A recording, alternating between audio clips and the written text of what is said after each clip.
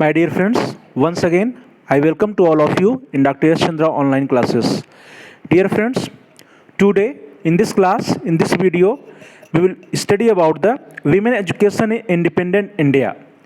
प्रिय विद्यार्थियों, प्यारे भाइयों और बहनों और प्यारे मित्रों, प्यारे साथियों, आप सभी लोगों का डॉक्टर यश चंद्रा ऑनलाइन क्लासेस में बहुत बहुत स्वागत है। डियर फ्रेंड्स, डियर स्टूडेंट्स, आज हम लोग इस कक्षा में देखेंगे कि स्वतंत्र भारत में नारी शिक्षा की क्या स्थिति रही, और इसी के अंतर्गत हम लोग ये भी देखेंगे कि स्वतंत्र भारत में नारी शिक्षा की जो स्थिति रही उसमें सुधार करने के लिए किन किन आयोगों का, कमीशंस का, कमेटी का गठन हुआ और उन्होंने क्या क्या सुझाव दिए, तो इसके बारे में भी हम लोग इस कक्षा में इस वीडियो के अंतर्गत देखेंगे, इसका भी अध्ययन करेंगे। चलिए दोस्तों, आज की क्लास स्टार्ट किया जाए। इससे पहले आप सभी भाइयों और बहनों में से, आप सभी मित्रों में से जिन लोगों ने अभी तक हमारे चैनल को सब्सक्राइब नहीं किया है, कृपया सब्सक्राइब कर लीजिए चैनल को, वीडियो को भी लाइक कर दीजिए और बेल का आइकन भी प्रेस कर दीजिए, जिससे कि आपको हमारे सभी एजुकेशनल वीडियोज समय से और आसानी से उपलब्ध हो जाएं और आपका जो लर्निंग एक्टिविटीज़ है, जो आपका शिक्षण अधिगम का कार्य है, जो पढ़ाई अध्ययन का कार्य है, वो आसानी से चलता रहे, उसमें किसी प्रकार की कोई रुकावट ना आए।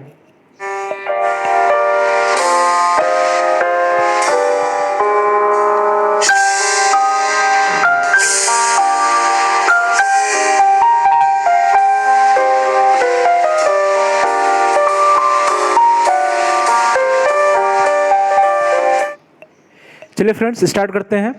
Women's education in independent India, स्वतंत्र भारत में नारी शिक्षा। प्रिय विद्यार्थियों, इसके पहले हम लोगों ने देखा था कि जब प्राचीन भारत में नारी शिक्षा की बात हुई थी या ब्रिटिश काल में नारी शिक्षा की बात हुई थी, तो प्राचीन भारत में हम लोगों ने देखा था कि नारी शिक्षा की स्थिति बहुत अच्छी नहीं थी। चाहे हम लोग वैदिक काल की बात करें, चाहे बौद्ध काल की बात करें, चाहे मुस्लिम काल की बात करें, वहाँ पर जो है नारी शिक्षा जो है सिर्फ और सिर्फ कुलीन वर्ग या अमीर घरानों की बालिकाओं के लिए, या अमीर घरानों के राजशाही घरानों की जो लड़कियां होती थीं, सिर्फ उन्हीं के लिए शिक्षा होती थी, और वो भी शिक्षा जो है घर पर उपलब्ध होती थी। उसके बाद प्रिय विद्यार्थियों, हम लोगों ने देखा था कि ब्रिटिश पीरियड में शिक्षा की स्थिति, तो ब्रिटिश पीरियड में ईस्ट इंडिया कंपनी ने जो है नारियों की शिक्षा के ऊपर कोई ध्यान नहीं दिया था, क्योंकि उनको लगता था कि उनके लिए जो है कार्यालयों में बाबू के रूप में नारियों की आवश्यकता नहीं है।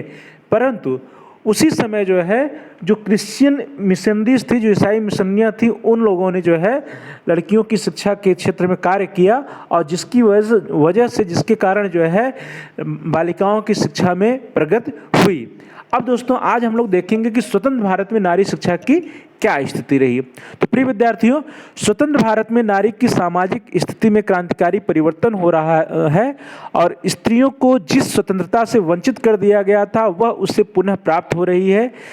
उसके संबंध में पुरुषों का दृष्टिकोण बदल रहा है तथा उनकी मान्यताएं भी बदल रही हैं। प्रिय विद्यार्थियों, आज के समाज में हम लोग देख सकते हैं कि जो स्त्रियों की स्थिति है, जो समाज में बालिकाओं की शिक्षा की स्थिति है, उसमें बहुत कुछ सुधार हुआ है। आज जो है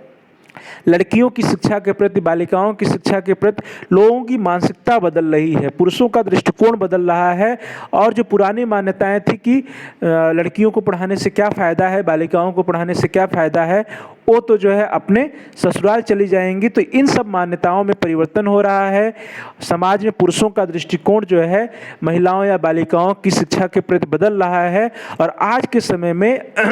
जो है बहुत ही क्रांतिकारी परिवर्तन हो चुका है नारी शिक्षा की स्थिति में, और दिन प्रतिदिन उसमें सुधार होता जा रहा है।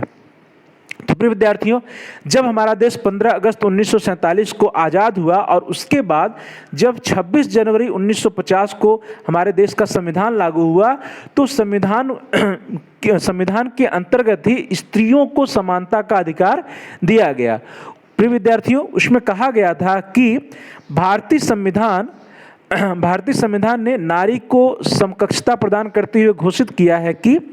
राज्य किसी नागरिक के विरुद्ध केवल धर्म, प्रजात, जात, लिंग,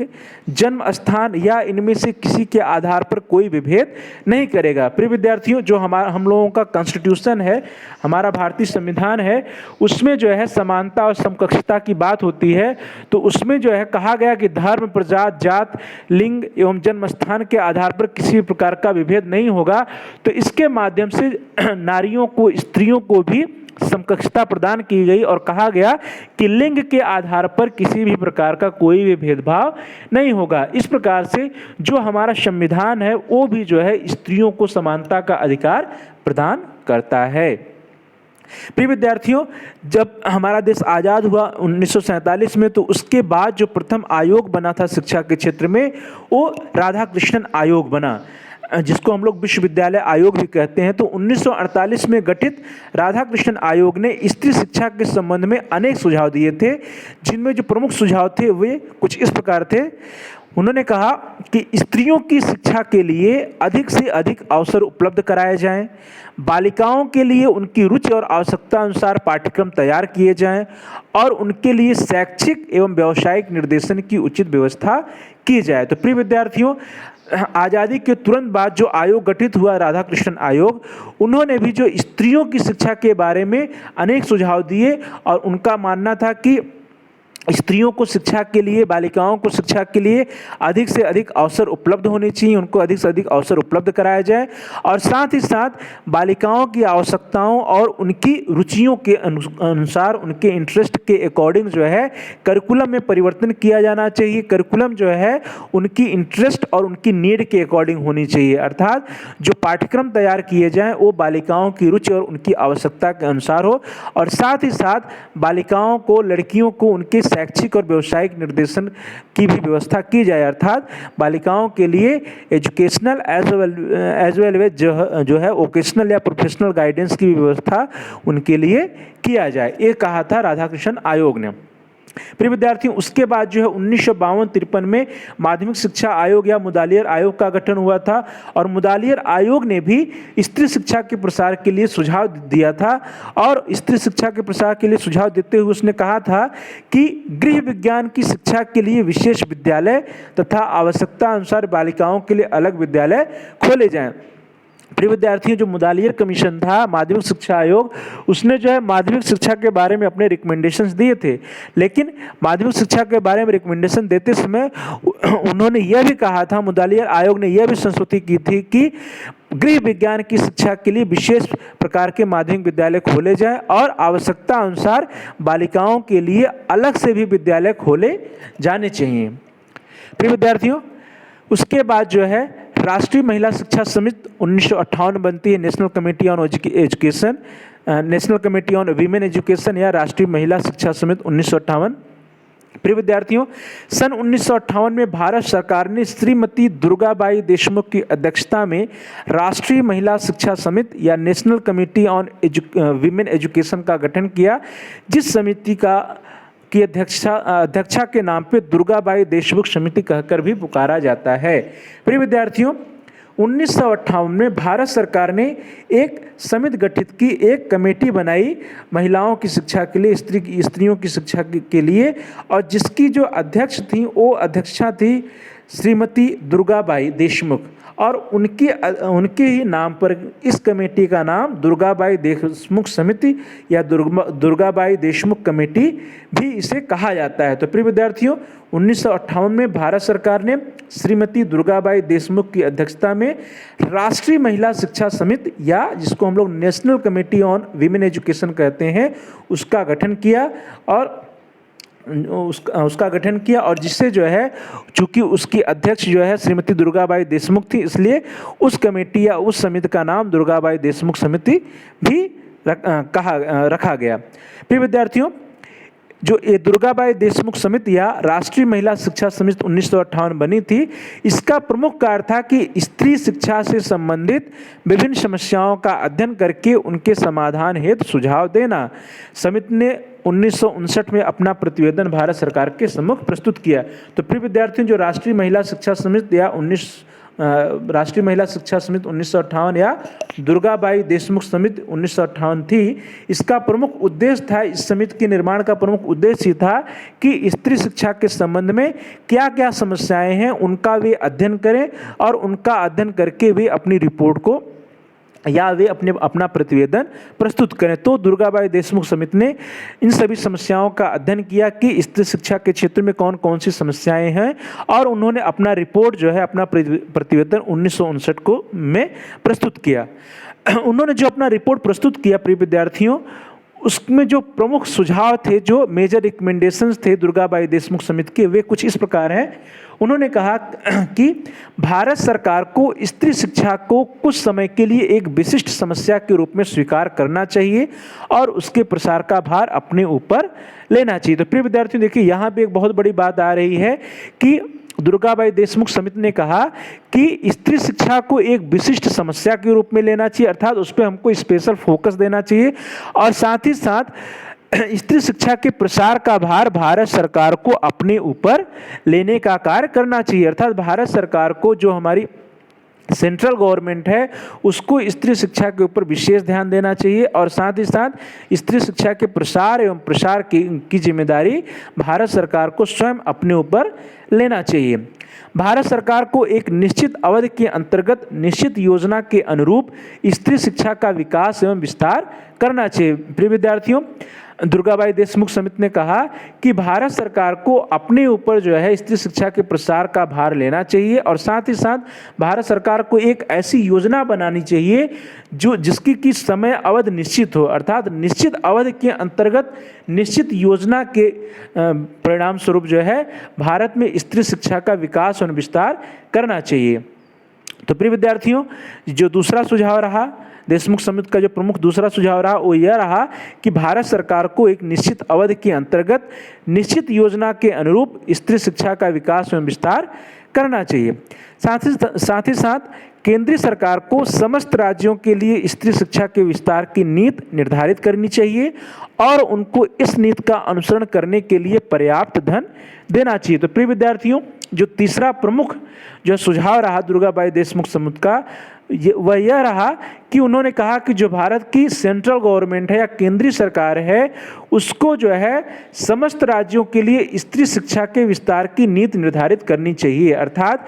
भारत के सभी प्रदेशों के लिए, सभी राज्यों में स्त्री शिक्षा का विस्तार कैसे होगा, इसके लिए एक पॉलिसी जो है सेंट्रल गवर्नमेंट को बनानी चाहिए और वो जो पॉलिसी हो, जो नीति हो, उस नीति का अनुसरण हमारे देश के सभी राज्य या सभी प्रदेशों को करना चाहिए और उसके लिए भारत सरकार को सभी राज्यों को, सभी प्रदेशों को आवश्यकता अनुसार पर्याप्त धन भी उपलब्ध कराए जाने चाहिए। नेक्स्ट रिकमेंडेशन है प्रिय विद्यार्थियों कि ग्रामीण क्षेत्रों में स्त्री शिक्षा के प्रसार हेतु विशेष प्रयास किए जाने चाहिए। अर्थात ग्रामीण क्षेत्रों में, रूरल एरियाज में स्त्री शिक्षा के प्रयास किए जाएं। पुरुषों तथा स्त्रियों की शिक्षा में विद्यमान अंतर को यथाशीघ्र समाप्त करने के प्रयास किए जाने चाहिए। प्रिय विद्यार्थियों, हमने देखा कि पहले से ही जो है पुरुषों की शिक्षा पे अधिक बल दिया जाता था और स्त्रियों की शिक्षा पे कम बल दिया जाता था, जिसके परिणाम स्वरूप क्या हुआ कि पुरुषों और स्त्रियों की शिक्षा में जो गैप बहुत अधिक हो गया, अंतर बहुत अधिक हो गया। तो दुर्गाबाई देशमुख समिति ने रिकमेंड किया कि जो ये गैप है पुरुषों और स्त्रियों की शिक्षा में, मेल एंड फीमेल एजुकेशन में, उस गैप को, उस अंतर को यथाशीघ्र समाप्त करने का प्रयास किया जाना चाहिए। साथ ही साथ स्त्री शिक्षा की समस्याओं पर विचार करने के लिए एक राष्ट्रीय महिला शिक्षा परिषद इकाई का गठन भी किया जाना चाहिए। तो उन्होंने कहा कि एक राष्ट्रीय महिला शिक्षा परिषद इकाई का गठन पृथक रूप से, अलग रूप से किया जाना चाहिए, जो कि स्त्री शिक्षा की समस्याओं पर विचार विमर्श कर सके। स्त्री शिक्षा के प्रसार हेतु राज्यों में बालिका एवं स्त्री शिक्षा की राज्य परिषदों का गठन किया जाए। तो प्रिय विद्यार्थियों, एक अगला जो प्रमुख सुझाव रहा वो यह रहा कि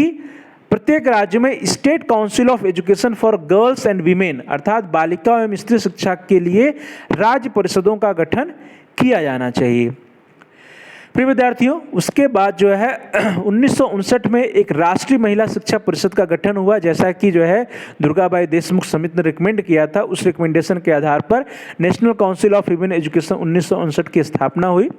अर्थात देशमुख समिति की सिफारिश को स्वीकार करके केंद्रीय शिक्षा मंत्रालय ने सन 1959 में राष्ट्रीय महिला शिक्षा परिषद का निर्माण किया तथा सन 1964 में इसका पुनर्गठन भी किया गया। और ये जो राष्ट्रीय महिला शिक्षा परिषद या national council of women's education बना, उसके प्रमुख कार्य कुछ इस प्रकार थे। फर्स्ट, विद्यालय स्तर पर बालिकाओं की और प्रौढ़ स्त्रियों की शिक्षा से संबंधित समस्याओं पर सरकार को परामर्श देना, अर्थात स्कूल लेवल पर और साथ ही साथ प्रौढ़ स्त्रियों की शिक्षा के संबंध में क्या क्या समस्याएं हैं, उन समस्याओं से सरकार को अवगत कराना और साथ ही साथ उन समस्याओं के समाधान के लिए क्या क्या परामर्श हो सकते हैं, उन परामर्श को जो है सरकार को देना इसका एक प्रमुख कार्य रहा। साथ ही साथ उक्त क्षेत्रों में बालिकाओं एवं स्त्रियों की शिक्षा के प्रसार एवं सुधार के लिए लक्ष्यों, नीतियों, कार्यक्रम एवं प्राथमिकताओं के विषय में सुझाव देना, अर्थात बालिकाओं और स्त्रियों की शिक्षा के प्रसार एवं सुधार के क्या क्या लक्ष्य होंगे, उसके लिए क्या पॉलिसीज होंगी, क्या प्रोग्राम होंगे और हमारे क्या क्या प्राथमिकताएं होंगी, इन सभी चीज़ों के लिए अर्थात सुधार के लिए लक्ष्यों, नीतियों, कार्यक्रम एवं प्राथमिकताओं के विषय में सुझाव देना भी इसका एक प्रमुख कार्य रहा। साथ ही साथ उक्त क्षेत्रों में व्यक्तिगत प्रयासों को सर्वोत्तम प्रयोग करने के लिए उपायों का सुझाव देना, अर्थात प्रत्येक क्षेत्र में जहाँ पे नारी शिक्षा की स्थिति अच्छी नहीं है, वहाँ पे लोगों को पर्सनल प्रयास या व्यक्तिगत प्रयासों का सर्वोत्तम प्रयोग करने के लिए उपायों को सुझाव देना, अर्थात लोगों को मोटिवेट करना, जो समाज के कुलीन वर्ग हैं, धनाढ्य वर्ग हैं या सक्षम वर्ग के लोग हैं, उनको जो है प्रमोट करना कि वे स्त्री शिक्षा के विकास के क्षेत्र में, उसके प्रचार और प्रसार में अपना योगदान दे। इसके लिए क्या क्या उपाय हो सकते हैं, उन उपायों को सुझाना भी इसका एक प्रमुख कार्य रहा। नेक्स्ट, बालिकाओं एवं स्त्रियों की शिक्षा के पक्ष में जनमत का निर्माण करने के लिए उचित उपायों का सुझाव देना, अर्थात बालिकाओं, लड़कियों की शिक्षा, स्त्रियों की शिक्षा को प्रमोट करने के लिए, जनता को जागरूक करने के लिए और जनमत का निर्माण करने के लिए क्या क्या उपाय किए जा सकते हैं, इनका सुझाव देना भी इसका प्रमुख कार्य रहा। अगला कार्य था प्रिय विद्यार्थियों कि उक्त शिक्षा के क्षेत्र में होने वाली प्रगति का समय समय पर मूल्यांकन करना और भावी कार्यक्रम की प्रगति पर दृष्टि रखना। तो प्रिय विद्यार्थियों, महिला शिक्षा या स्त्री शिक्षा के क्षेत्र में क्या उसकी प्रगति हो रही है, उस प्रगति का मूल्यांकन इस आयोग को समय समय पर करना और मूल्यांकन के उपरांत भावी कार्यक्रम या फ्यूचर में क्या जो है कार्यक्रम होंगे, उसकी प्रगति क्या होगी या उसके बारे में क्या प्लान किए जा सकते हैं, इन सब के बारे में जो है सुझाव देना, उसकी योजना बनाना भी इसका एक प्रमुख कार्य रहा। अर्थात उच्च शिक्षा के क्षेत्र में होने वाली प्रगति का समय समय पर मूल्यांकन करना और भावी कार्यक्रम की प्रगति पर दृष्टि रखना भी इसका एक प्रमुख कार्य रहा। और साथ ही साथ उक्त शिक्षा से संबंधित समस्याओं पर विचार करने के लिए समय समय पर आवश्यकता अनुसार सर्वेक्षण, अनुसंधान एवं विचार गोष्ठियों का आयोजन किए जाने की सिफारिश करना, अर्थात इस आयोग का एक प्रमुख कार्य रहा कि स्त्री शिक्षा या नारी शिक्षा के संबंध में समय समय पर वो सेमिनार्स ऑर्गेनाइज कराए, कॉन्फ्रेंसेस ऑर्गेनाइज कराए या सर्वे की सिफारिश करे,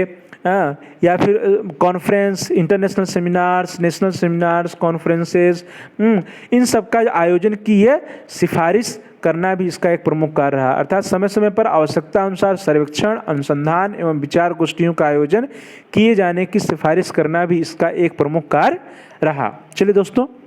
आगे बढ़ते हैं। उसके बाद प्रिय विद्यार्थियों 1962 में एक कमेटी बनी जिसको हम लोग हंसा मेहता समिति या हंसा मेहता कमेटी कहते हैं। सन 1962 में 1962 में राष्ट्रीय स्त्री शिक्षा परिषद ने श्रीमती हंसा मेहता की अध्यक्षता में एक समिति नियुक्त की और इस समिति ने पाठ्यक्रम के संबंध में निम्न महत्वपूर्ण सुझाव दिए। प्रिय विद्यार्थियों, जो राष्ट्रीय स्त्री शिक्षा परिषद का गठन हुआ था, उस राष्ट्रीय स्त्री शिक्षा परिषद ने 1962 में 1962 में श्रीमती हंसा मेहता की अध्यक्षता में एक समिति का गठन किया और इस समिति ने पाठ्यक्रम के संबंध में एक बहुत ही महत्वपूर्ण सुझाव दिया। क्या सुझाव दिया प्रिय विद्यार्थियों? देखिए कि विद्यालय स्तर पर बालक तथा बालिकाओं के पाठ्यक्रम में अंतर नहीं होना चाहिए। प्रिय विद्यार्थियों, यह बहुत ही प्रमुख सुझाव था हंसा मेहता समिति का कि बालकों और बालिकाओं के लिए जो है स्कूल लेवल पर करिकुलम में किसी भी प्रकार का अंतर नहीं होना चाहिए, अर्थात जेंडर के आधार पर, सेक्स के आधार पर, यौन भेद के आधार पर किसी भी प्रकार का भेदभाव जो है स्कूल लेवल पर करिकुलम को लेकर के, पाठ्यक्रम को लेकर के लड़के और लड़कियों के बीच में नहीं होना चाहिए। तो उन्होंने सुझाव दिया कि विद्यालय स्तर पर बालक तथा बालिकाओं के पाठ्यक्रम में अंतर नहीं होना चाहिए। समिति ने कहा कि भारत में जनतंत्री तथा समाजवादी समाज की स्थापना की प्रक्रिया चल रही है, अतः शिक्षा का संबंध व्यक्तिगत क्षमताओं, रुझानों तथा रुचियों से होना चाहिए, न कि यौन भेद से। अतः यौन के आधार पर पाठ्यक्रम में अंतर करने की आवश्यकता नहीं है। समिति ने यह भी कहा कि कोई भी ऐसा कदम नहीं उठाना चाहिए जो लड़के तथा लड़कियों के बीच विद्यमान वर्तमान अंतर को बढ़ाए। तो प्रिय विद्यार्थियों, हंसा मेहता समिति ने कहा कि हमारा जो देश है, भारत में इस समय जो है जनतंत्री एवं समाजवादी समाज की स्थापना की प्रक्रिया चल रही है, अर्थात हम जो है एक समाजवाद के रूप में जो है अपने देश में एक समाजवाद की स्थापना कर रहे हैं, जनतंत्र की स्थापना कर रहे हैं। और ऐसे समय में हम जो है बालकों और बालिकाओं में विभेद उनके जेंडर के आधार पर नहीं कर सकते हैं, बल्कि जो है बालिकाओं को, लड़कियों को उनकी व्यक्तिगत क्षमताओं, उनकी इंटरेस्ट, उनकी रुझानों के अकॉर्डिंग उनको जो है पाठ्यक्रम प्रोवाइड कराना चाहिए, न कि उनके जेंडर के आधार पर, उनके यौन भेद के आधार पर। तो समिति ने कहा कि हमको कोई भी एक ऐसा काम इस समय नहीं करना चाहिए, कोई भी ऐसा कदम नहीं उठाना चाहिए जिससे कि समाज में लड़के और लड़कियों के बीच में जो अंतर का भेदभाव है, जो अंतर विद्यमान है, उस अंतर में और भी बढ़ोतरी हो। तो प्रिय विद्यार्थियों, हंसा मेहता समिति का जो प्रमुख रिकमेंडेशंस रहा वो यही रहा कि जेंडर के आधार पर, यौन भेद के आधार पर, सेक्स के आधार पर बालकों और बालिकाओं के लिए पाठ्यक्रम में किसी भी प्रकार का अंतर नहीं होना चाहिए। उसके बाद प्रिय विद्यार्थियों, एक और कमेटी बनी जिसको हम लोग भक्त वत्सलम कमेटी या भक्त वत्सलम समिति कहते हैं। सन 1963 में राष्ट्रीय स्त्री शिक्षा परिषद ने चेन्नई के मुख्यमंत्री श्री भक्त वत्सलम की अध्यक्षता में ग्रामीण क्षेत्रों में स्त्री शिक्षा के पुनर्गठन हेतु सुझाव देने के लिए एक समिति नियुक्त की। तो प्रिय विद्यार्थियों, राष्ट्रीय स्त्री शिक्षा परिषद ने 1963 में ग्रामीण क्षेत्रों में विमेन एजुकेशन या स्त्री शिक्षा की क्या स्थिति रही और उसका पुनर्गठन करने के लिए, उसके संबंध में सुझाव देने के लिए चेन्नई के मुख्यमंत्री श्री भक्त वत्सलम की अध्यक्षता में एक कमेटी का गठन किया, जिसको हम लोग भक्त वत्सलम कमेटी या भक्त वत्सलम समिति कहते हैं। इन्होंने प्रमुख जो सुझाव दिए उनमें है कि फर्स्ट, ग्रामीण क्षेत्रों में सार्वजनिक सहयोग को प्रोत्साहन दिया जाए, अर्थात ग्रामीण क्षेत्रों में, रूरल एरियाज में बालिकाओं की शिक्षा के लिए जो सार्वजनिक सहयोग को प्रोत्साहन दिया जाना चाहिए। साथ ही साथ राज्य सरकार द्वारा स्त्री शिक्षा के पक्ष में लोकमत जागृत करना चाहिए, अर्थात समाज में विमेन एजुकेशन या स्त्री शिक्षा के पक्ष में लोगों को जागरूक करना चाहिए, जनमत या लोकमत को जागृत करना चाहिए। और इसके लिए जो है राज्य सरकार द्वारा स्त्री शिक्षा के पक्ष में लोकमत जागृत करने का कार्य किया जाना चाहिए। प्रिय विद्यार्थियों, अगला रिकमेंडेशन रहा, सुझाव रहा उनका कि 6 से 14 आयु वर्ग के सभी लड़के लड़कियों के लिए अनिवार्य एवं निःशुल्क शिक्षा की व्यवस्था की जाए। तो उन्होंने जो ग्रामीण शिक्षा के लिए रिकमेंडेशन उन्होंने दिया कि 6 साल से लेकर के 14 साल के आयु वर्ग के जितने भी बालक या बालिका जो है गांव में हैं, उनके लिए जो है निःशुल्क और अनिवार्य शिक्षा की व्यवस्था की जानी चाहिए। साथ ही साथ लड़कियों के लिए अलग से माध्यमिक स्कूल खोले जाएं तथा इनमें छात्रावास एवं इनके आवागमन की सुविधा दी जाए, अर्थात बालिकाओं के लिए अलग से सेकेंडरी स्कूल या माध्यमिक स्कूल खोले जाने चाहिए और उसमें जो है बालिकाओं को रहने के लिए हॉस्टल या छात्रावास की सुविधा उपलब्ध कराई जाए। यदि बालक बालिकाएं दूर से आ रही हैं कहीं, तो उनके लिए आने और जाने के लिए आवागमन की सुविधा भी दी जाए। साथ ही साथ लड़कियों के लिए अलग से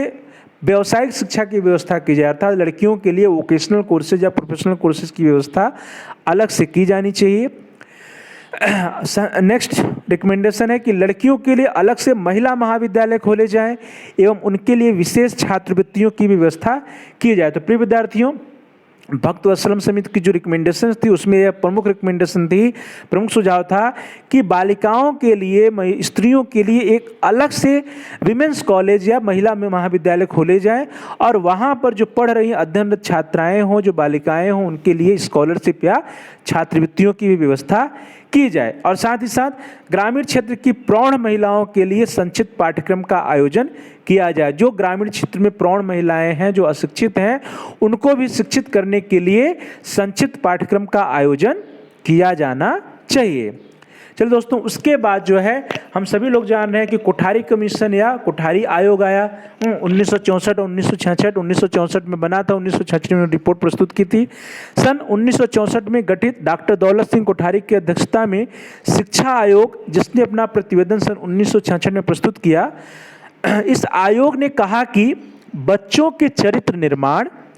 परिवारों की उन्नत एवं राष्ट्रीय मानव संसाधनों के विकास के लिए स्त्रियों की शिक्षा पुरुषों की शिक्षा से अधिक महत्वपूर्ण है। और इस समिति ने स्त्री शिक्षा के संबंध में निम्नलिखित महत्वपूर्ण सुझाव दिए।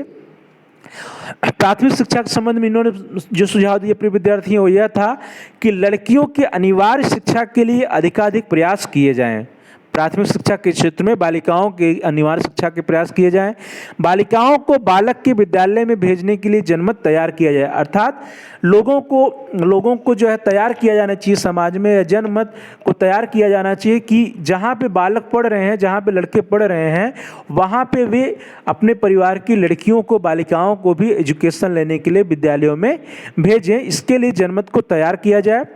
साथ ही साथ उच्च प्राथमिक स्तर पर लड़कियों के लिए अलग से विद्यालय खोले जाएं, अर्थात अपर प्राइमरी लेवल पर बालिकाओं के लिए अलग से विद्यालय की स्थापना हो, जहां पर सिर्फ और सिर्फ लड़कियां पढ़ें। बालिकाओं को मुफ्त पुस्तकें, लेखन सामग्री एवं वस्त्र देकर शिक्षा प्राप्ति के लिए प्रोत्साहित किए जाने चाहिए, अर्थात प्राइमरी लेवल पे बालिकाओं को फ्री में बुक्स दिए जाना चाहिए, स्टेशनरी दी जानी चाहिए, लेखन सामग्री दी जानी चाहिए। साथ ही साथ उनको यूनिफॉर्म भी दिया जाना चाहिए, जिससे कि वे सभी जो है एजुकेशन लेने के लिए प्रोत्साहित हो, मोटिवेट हो सकें। उसके बाद प्रिय विद्यार्थियों, कोठारी कमीशन ने जो माध्यमिक शिक्षा के संबंध में सुझाव दिया वह कुछ इस प्रकार है कि बालिकाओं के लिए पृथक विद्यालय की स्थापना की जाए और जहां यह संभव नहीं है वहां के विद्यालय में कुछ अध्यापिकाओं की अनिवार्य रूप से नियुक्ति की जाए। तो प्रिय विद्यार्थियों, कोठारी आयोग ने कहा कि कोशिश हमें यह करनी चाहिए कि बालिकाओं के लिए अलग से सेकेंडरी स्कूल्स खोले जाने चाहिए, और जहां पर यह सुविधा न हो कि बालिकाओं के लिए अलग से माध्यमिक विद्यालय की स्थापना की जा सके, तो वहाँ पर माध्यमिक विद्यालयों में कुछ अध्यापिकाओं की, कुछ फीमेल टीचर्स की नियुक्ति अनिवार्य रूप से की जानी चाहिए। साथ ही साथ बालिकाओं को छात्रावास या हॉस्टल की सुविधा और उनके आने जाने के लिए यातायात के साधन भी प्रदान किए जाने चाहिए। बालिकाओं के लिए छात्रवृत्तियों और अल्पकालीन एवं व्यावसायिक शिक्षा की योजनाएं भी आरंभ की जाएं, अर्थात जो बालिकाएं सेकेंडरी एजुकेशन या सेकेंडरी स्कूल्स में एजुकेशन ले रही हों, माध्यमिक शिक्षा प्राप्त कर रही हों, उनके लिए छात्रवृत्तियों की व्यवस्था की जाए और साथ ही साथ उनके लिए शॉर्ट टर्म और वोकेशनल एजुकेशन की योजना भी आरंभ की जाए, अर्थात उनके लिए शॉर्ट टर्म और व्यावसायिक या वोकेशनल कोर्सेज, प्रोफेशनल कोर्सेज भी चलाए जाने चाहिए। प्रिय विद्यार्थियों, कोठारी आयोग ने जो उच्च शिक्षा के संबंध में सुझाव दिए थे वे कुछ इस प्रकार हैं कि छात्रवृत्तियों तथा मितव्ययी छात्रावासों की व्यवस्था की जाए, अर्थात जो बालिकाएं वहाँ पे अध्ययनरत हों उनके लिए हॉस्टल्स की व्यवस्था हो और साथ ही साथ जो है उनको स्कॉलरशिप भी प्रदान किए जाएं। बालिकाओं के लिए पूर्व स्नातक स्तर पर पृथक कॉलेजों का निर्माण किया जाए। उनके लिए जो महिलाएं या स्त्रियां या बालिकाएं अध्ययन हायर एजुकेशन में अध्ययन करना चाहें, उनके लिए अलग से जो है महिला महाविद्यालय या पृथक कॉलेज की स्थापना की जानी चाहिए। बालिकाओं को कला, विज्ञान, प्रौद्योगिकी, मानव शास्त्र आदि पाठ्य विषयों में से चयन की स्वतंत्रता दी जानी चाहिए, अर्थात बालिकाओं को, स्त्रियों को स्वतंत्रता दी जानी चाहिए कि वे किस विषय का अध्ययन करना चाहते हैं। वे विज्ञान के क्षेत्र में अध्ययन करना चाहते हैं, कला के क्षेत्र में अध्ययन करना चाहते हैं, ह्यूमैनिटीज़ या इंजीनियरिंग के क्षेत्र में अध्ययन का अपना करना चाह रहे हों, और जिस भी फील्ड में अपनी स्टडी करने चाह रहे हों, जो भी पढ़ना चाह रहे हों, उनको जो है विषयों का चयन करने की स्वतंत्रता दी जानी चाहिए। साथ ही साथ शिक्षा, गृह विज्ञान एवं सामाजिक कार्य के पाठ्य विषयों को विकसित करके उनको बालिकाओं के लिए अधिक आकर्षक बनाया जाए। प्रिय विद्यार्थियों, कोठारी आयोग का यह एक बहुत ही महत्वपूर्ण सुझाव रहा कि education, home science, social work, ये जो पाठ्य विषय हैं, ये जो सब्जेक्ट हैं, इसको और भी आकर्षक बनाया जाए, जिससे कि इसमें बालिकाएं जो है अधिक रुचि लेकर के इनका अध्ययन कार्य करें। बालिकाओं को व्यावसायिक प्रबंध एवं प्रशासन की उच्च शिक्षा प्राप्त करने के अवसर दिया जाए, अर्थात गर्ल्स को, स्त्रियों को, विमेंस को बिजनेस मैनेजमेंट एंड एडमिनिस्ट्रेशन की शिक्षा प्राप्त करने के लिए अवसर प्रदान किए जाने चाहिए। और साथ ही साथ 1 या 2 विश्वविद्यालयों में स्त्री शिक्षा की समस्याओं का समाधान खोजने के लिए अनुसंधान केंद्रों की स्थापना की जाए। तो प्रिय विद्यार्थियों, कोठारी आयोग ने यह भी कहा कि विमेन एजुकेशन के क्षेत्र में रिसर्च के लिए विमेन एजुकेशन में क्या समस्याएं आ रही हैं, स्त्रियों की शिक्षा में क्या समस्याएं आ रही हैं, उन समस्याओं के निवारण के लिए अनुसंधान केंद्रों की स्थापना यूनिवर्सिटीज़ में की जानी चाहिए। उसके बाद प्रिय विद्यार्थियों, नेशनल एजुकेशन पॉलिसी 1986 आया, राष्ट्रीय शिक्षा नीति 1986 आई और सन 1986 में घोषित राष्ट्रीय शिक्षा नीति में स्त्रियों की शिक्षा में व्यापक परिवर्तन लाने की संकल्पना की गई। राष्ट्रीय शिक्षा नीति में महिलाओं की समानता के लिए निम्न लक्ष्य निर्धारित किए गए। क्या क्या लक्ष्य थे प्रिय विद्यार्थियों? पहला कि लड़कियों के लिए प्रारंभिक शिक्षा का चरणबद्ध कार्यक्रम, अर्थात महिलाओं के लिए, लड़कियों के लिए जो है चरणबद्ध शिक्षा के कार्यक्रम हो, प्रारंभिक शिक्षा, उसका माध्यमिक शिक्षा, फिर जो है उसका हायर एजुकेशन, इन सब के लिए हमको जो है नीति बनानी चाहिए। नेक्स्ट, विभिन्न पाठ्यक्रमों के अंग के रूप में स्त्री अध्ययनों को बढ़ावा देना, अर्थात जो करिकुलम्स पढ़ाए जा रहे हैं उन करिकुलम या पाठ्यक्रम में विमेंस स्टडीज या स्त्री अध्ययनों को बढ़ावा दिया जाना चाहिए कि जिसमें जो है लोग महिलाओं के बारे में, स्त्रियों के बारे में और उनसे संबंधित जो है स्त्री अध्ययन या विमेंस स्टडीज़ कर सकें। ऐसा हमारा करिकुलम या पाठ्यक्रम होना चाहिए। शिक्षा संस्थाओं को स्त्री विकास के कार्यक्रमों को संचालित करने के लिए प्रोत्साहित करना, अर्थात जो एजुकेशनल इंस्टीट्यूशन है उन एजुकेशनल इंस्टीट्यूशन को या शिक्षा संस्थाओं को स्त्री विकास या विमेन डेवलपमेंट के कार्यक्रमों का संचालन करने के लिए प्रोत्साहन देना चाहिए, अर्थात उनको प्रोत्साहित करना चाहिए कि वे विमेन डेवलपमेंट या स्त्री विकास से संबंधित कार्यक्रमों का आयोजन समय समय पर अपने यहाँ करें। साथ ही साथ विभिन्न स्तरों की व्यावसायिक, तकनीकी तथा वृत्तिक शिक्षा में महिलाओं की भागीदारी पर विशेष बल दिया जाना, अर्थात व्यावसायिक शिक्षा, तकनीकी शिक्षा या प्रोफेशनल एजुकेशन, वृत्तिक शिक्षा के क्षेत्र में स्त्रियों की, महिलाओं की भागीदारी पर हमें विशेष बल देना चाहिए। और यौन विभेद न करने की नीति को बढ़ावा देना चाहिए, अर्थात जेंडर के आधार पर, सेक्स के आधार पर किसी भी प्रकार का कोई भी विभेद या अंतर नहीं होना चाहिए। एजुकेशन के फील्ड में शिक्षा देने के लिए जो है जेंडर या सेक्स के आधार पर किसी भी प्रकार का विभेद नहीं करना है, अर्थात यौन विभेद न करने की नीति को बढ़ावा देना चाहिए। सन 1995 तक 15 से 35 आयु वर्ग की महिलाओं के लिए प्रौढ़ शिक्षा का एक समयबद्ध चरणबद्ध कार्यक्रम लागू करना, अर्थात 1995 तक जो 15 से 35 आयु वर्ग की जो महिलाएं हैं उनके लिए प्रौढ़ शिक्षा का एक कार्यक्रम जो है चरणबद्ध कार्यक्रम और समयबद्ध कार्यक्रम का निर्माण करना। प्रिय विद्यार्थियों, उसके बाद जो है प्रोफेसर राममूर्ति कमेटी 1991 अर्थात आचार्य राममूर्ति समिति बनी और आचार्य राममूर्ति समिति ने स्त्री शिक्षा के संबंध में अपने निम्नलिखित सुझाव दिए। कौन से सुझाव थे प्रिय विद्यार्थियों? पहला, आचार्य राममूर्ति समिति ने कहा कि अध्यापिकाओं की अधिक से अधिक नियुक्ति की जाए। तो प्रिय विद्यार्थियों, बहुत ही महत्वपूर्ण सुझाव रहा राममूर्ति कमेटी का कि फीमेल टीचर्स का, अध्यापिकाओं का अधिक से अधिक नियुक्ति जो है विद्यालयों में, महाविद्यालयों में किया जाना चाहिए, यूनिवर्सिटीज़ में किया जाना चाहिए। साथ ही साथ विद्यालय में पोषण, स्वास्थ्य तथा बाल विकास का समावेश किया जाए, अर्थात जो हमारे स्कूल्स हैं, जो विद्यालय हैं, उन विद्यालयों में छात्रों के, बालिकाओं की पोषण का ध्यान रखना चाहिए, उनके स्वास्थ्य का ध्यान रखना चाहिए और साथ ही साथ बाल विकास का समावेश भी किया जाना चाहिए, अर्थात चाइल्ड डेवलपमेंट की व्यवस्था भी स्कूल में होनी चाहिए। विभिन्न स्तरों पर महिला अनुसंधान केंद्रों की स्थापना की जाए, अर्थात विभिन्न स्तरों पे, डिफरेंट लेवल पे जो है विमेंस रिसर्च सेंटर्स की स्थापना की जानी चाहिए, विमेंस रिसर्च सेंटर को खोला जाना चाहिए। और महिला शिक्षा के लिए हमको अलग से धन का प्रावधान किया जाए, अर्थात गवर्नमेंट को, केंद्र सरकार और राज्य सरकार को जो है महिला शिक्षा के लिए, विमेंस एजुकेशन के लिए अलग से जो है धन का प्रावधान करना चाहिए। छात्रवृत्तियों तथा मुफ्त पाठ्य पुस्तकों का वितरण एवं अन्य प्रोत्साहन अधिक से अधिक दिया जाए, अर्थात बालिकाओं की शिक्षा के लिए, बालिकाओं को प्रमोट करने के लिए, उनको प्रोत्साहित करने के लिए उनको स्कॉलरशिप तथा उनको बुक्स, स्टेशनरीज का वितरण अधिक से अधिक करना चाहिए, जिससे कि वे प्रोत्साहित हों और अधिक से अधिक जो है शिक्षा के क्षेत्र में शिक्षा ग्रहण करने के लिए वे प्रोत्साहित हो सकें और वे अपना एजुकेशन कार्य जो है, शिक्षा का कार्य या अध्ययन का कार्य रुचिपूर्वक और प्रोत्साहन के साथ जो है आगे बढ़ा सकें। छात्राओं को विद्यालय पहुंचाने के लिए परिवहन की व्यवस्था की जाए, अर्थात दूर दराज की जो छात्राएं हैं, जो बालिकाएं हैं, उनके लिए विद्यालय आने जाने के लिए जो है आवागमन के साधन या परिवहन की व्यवस्था की जानी चाहिए। छात्राओं को आवासीय सुविधा प्रदान करने हेतु छात्रावासों की स्थापना की चाहिए और कोशिश करना चाहिए कि हमको जो है लड़कियों को हॉस्टल की सुविधा देनी चाहिए, उनको रेजिडेंशियल सुविधा देनी चाहिए, अर्थात आवासीय सुविधा प्रदान करने के लिए हमको हॉस्टल्स या छात्रावासों की अधिक से अधिक स्थापना करनी चाहिए। छात्राओं के लिए पृथक विद्यालयों की स्थापना की जाए। इसके लिए विद्यालय भवन को 2 पालियों में विभाजित कर देना चाहिए। एक पाली में लड़कियां पढ़ें और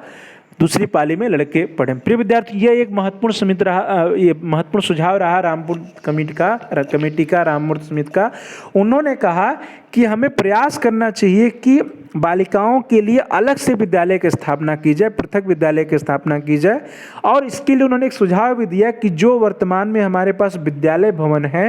उनको हम लोग 2 सेशन में 2 पाली में विभाजित कर सकते हैं। पहली पाली में जो है, प्रथम पाली में उस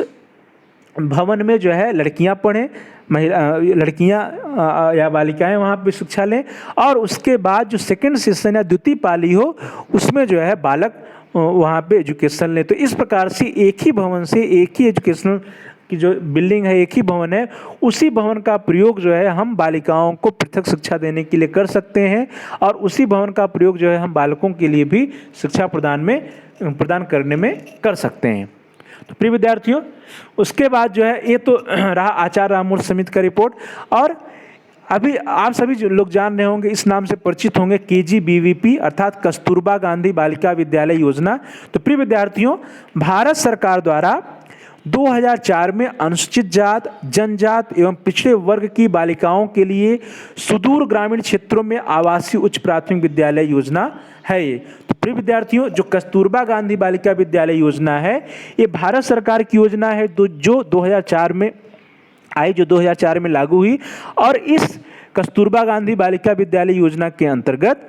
शेड्यूल कास्ट, शेड्यूल ट्राइब या अदर बैकवर्ड कास्ट की जो बालिकाएं हैं, अर्थात अनुसूचित जात, जनजात एवं पिछड़े वर्ग की बालिकाओं के लिए जो सुदूर ग्रामीण क्षेत्रों में रहती हैं, जहां पे जो है एजुकेशन की समस्या है, ऐसे क्षेत्रों में आवासीय उच्च प्राथमिक विद्यालय स्थापित किए गए हैं। अर्थात रेजिडेंशियल अपर प्राइमरी स्कूल्स या उच्च प्राथमिक विद्यालयों की स्थापना की गई है, जो कि रेजिडेंशियल है, जहाँ पे बालिकाओं को रहने की भी सुविधा है, वहाँ पे हॉस्टल की भी सुविधा है। तो यह जो है कस्तूरबा बालिका विद्यालय योजना जो है वो भारत सरकार द्वारा 2004 में अनुसूचित जात, जनजात एवं पिछड़े वर्ग की बालिकाओं के लिए सुदूर ग्रामीण क्षेत्रों में आवासीय उच्च प्राथमिक विद्यालय योजना है। जो बालिकाएं बीच में ही विद्यालय छोड़ देती हैं तथा जिनकी उम्र 10 वर्ष या उससे अधिक है, ऐसी बालिकाओं को दोबारा शिक्षा के अवसर प्रदान करने के लिए इस योजना का प्रारंभ किया गया। तो प्रिय विद्यार्थियों, जो कस्तूरबा गांधी बालिका विद्यालय योजना है वो ऐसी बालिकाओं के लिए है जो विद्यालय में ही ड्रॉप आउट कर दें या विद्यालय को बीच में ही छोड़ दें, अपनी एजुकेशन को पूरा ना करें, और जिनकी एज जो है, जिनकी उम्र 10 वर्ष से अधिक हो गई है, तो ऐसी बालिकाओं के लिए उनको सेकेंड चांस देने के लिए, उनको दोबारा शिक्षा के अवसर प्रदान करने के लिए इस योजना का प्रारंभ किया गया। ये विद्यालय शैक्षिक रूप से पिछड़े उन विकास खंडों में खोले गए हैं जहां अल्पसंख्यक, अनुसूचित जात, जनजात एवं अन्य पिछड़े वर्ग की बालिकाओं की संख्या अधिक है और जहां ग्रामीण महिला साक्षरता कम है। तो प्रिय विद्यार्थियों, जो कस्तूरबा गांधी बालिका विद्यालय है, यह विद्यालय ऐसे क्षेत्रों में खोले गए हैं, ऐसे ब्लॉक्स में या विकास खंड में खोले गए हैं जो शैक्षिक रूप से पिछड़े हैं, जहाँ पे ग्रामीण महिला साक्षरता बहुत ही कम है और जहाँ पर माइनॉरिटीज की, शेड्यूल ट्राइब या शेड्यूल कास्ट की या अदर बैकवर्ड कास्ट की बालिकाओं की संख्या अधिक है। अर्थात ऐसे विद्यालय शैक्षिक रूप से पिछड़े उन विकास खंडों में खोले गए हैं जहां अल्पसंख्यक, अनुसूचित जात, जनजात एवं अन्य पिछड़े वर्ग की बालिकाओं की संख्या अधिक है और जहां पर ग्रामीण महिला साक्षरता कम है। तो प्रिय विद्यार्थियों, इस प्रकार से आज हम लोगों ने देखा कि स्वतंत्र भारत में महिला शिक्षा की क्या स्थिति रही और महिला शिक्षा को हम लोगों ने देखा कि जो महिला शिक्षा में जो है स्वतंत्र भारत में बहुत ही क्रांतिकारी परिवर्तन आए और उसको प्रमोट करने के लिए हमारे देश में ढेर सारी कमेटीज़ बनी, ढेर सारी समितियां बनी और ढेर सारे जो आयोग बने, सभी आयोगों ने जो है महिला शिक्षा को प्रोत्साहित करने के लिए, उसको आगे बढ़ाने के लिए ढेर सारे सुझाव दिए और उन सुझावों का अनुपालन करने के परिणाम स्वरूप आज हमारे देश में हम देख सकते हैं कि महिला शिक्षा के क्षेत्र में बहुत अधिक सुधार हुआ है। आज हम देख सकते हैं कि शिक्षा के प्रत्येक क्षेत्र में महिलाओं की स्थिति अच्छी है और जो है आज का तो यह स्थिति हो गई कि हम किसी भी फील्ड में देखते हैं तो वहाँ पे जो है महिलाएं जो है जो शिक्षा के क्षेत्र में बहुत ही आगे हैं और अधिकांश जो भी कॉम्पिटिटिव एग्ज़ाम देखिए या किसी बोर्ड का रिजल्ट देखिए, उनमें हम लोगों को यह देखने को मिलता है कि वहाँ पे जो टॉप में होती हैं, जो टॉप जिनका रिजल्ट टॉप में होता है उसमें महिलाओं की भागीदारी अवश्य होती है, उनमें लड़कियों की भागीदारी अवश्य होती है। अर्थात हम कह सकते हैं कि वर्तमान समय में हमारे केंद्र सरकार, राज्य सरकार के प्रयासों के फलस्वरूप जो है स्त्रियों की शिक्षा में महत्वपूर्ण जो है सुधार हुआ है। तो प्रिय विद्यार्थियों, आप लोगों का बहुत बहुत धन्यवाद। Thanks for watching. Thanks to all of you. Please like and subscribe my channel and also press the bell icon. प्रिय विद्यार्थियों, यदि आपका कोई सुझाव है, कोई प्रश्न है, कोई समस्या है तो आप जो है कमेंट बॉक्स में जा करके अपने सुझाव को, अपने प्रश्न को जो है हमको दे सकते हैं, अपने टाइप कर सकते हैं। जो आप भी आपका सुझाव होगा, जो भी आपके प्रश्न होंगे उनका जवाब दिया जाएगा और आपके सुझावों पर अमल किया जाएगा। तो आप लोगों का बहुत बहुत धन्यवाद। Thanks for watching. Thanks to all of you. Please like and subscribe my channel and also press the bell icon.